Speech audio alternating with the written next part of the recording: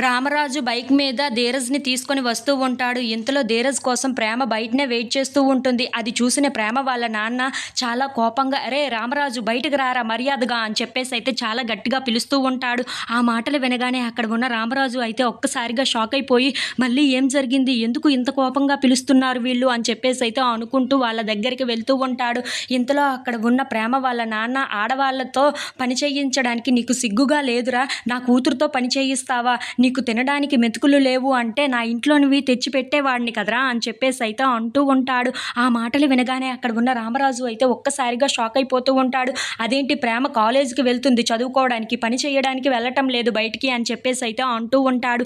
ఆ మాటలు వినగానే అక్కడ ఉన్న ప్రేమ వాళ్ళ నాన్న మాత్రం "అదేంటి తను కాలేజీకి వెళ్తుందా? పని చేయడానికి బయటికి వెళ్తుంది. నా కళ్ళారా చూశాను" అని చెప్పేసైతే అంటూ ఉంటాడు. ఆ మాటలు వినగానే రామరాజు ఇంట్లో ఉన్న వాళ్ళందరూ అయితే ఒక్కసారిగా షాక్ అయిపోతూ ఉంటారు. ఇంతలో అక్కడ ఉన్న రామరాజు ప్రేమ దగ్గరికి వెళ్ళి "ఏంటమ్మా నువ్వు బయటికి పని చేయడానికి వెళ్తున్నావా? పిల్లలకి నాట్యం నేర్పించడానికి బయటికి వెళ్తున్నావా? చెప్పు" అని చెప్పేసైతే గట్టిగా అడుగుతూ ఉంటాడు. ఆ మాటలు వినగానే అక్కడ ఉన్న ప్రేమ అయితే ఏం చెప్పాలో తెలియక అలా మౌనంగా చూస్తూ ఉండిపోతుంది.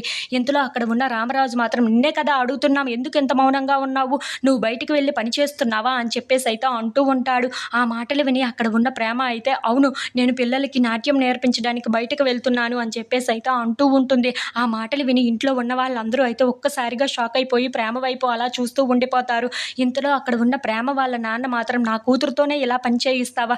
నీకు ఎంత సిగ్గు లేదురా? ఆడదాయి తెచ్చిపెట్టే డబ్బులతో తినడానికి" అని చెప్పేసైతే అంటూ అక్కడ ఉన్న రామరాజు పైకి ఎగురుతూ తననైతే చాలా గట్టిగా కొడుతూ ఉంటాడు. అది చూసి ఇంట్లో ఉన్న వాళ్ళందరూ అయితే చాలా కంగారు పడిపోతూ ఉంటారు. ఇంతలో అక్కడ ఉన్న వాళ్ళందరూ అయితే విడిపించడానికి చాలా ట్రై చేస్తూ ఉంటాడు.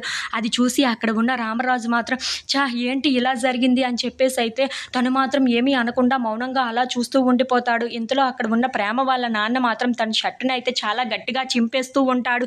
అది చూసి అక్కడ ఉన్న రామరాజు కొడుకులైతే ఒక్కసారిగా షాక్ అయిపోతూ ఉంటారు.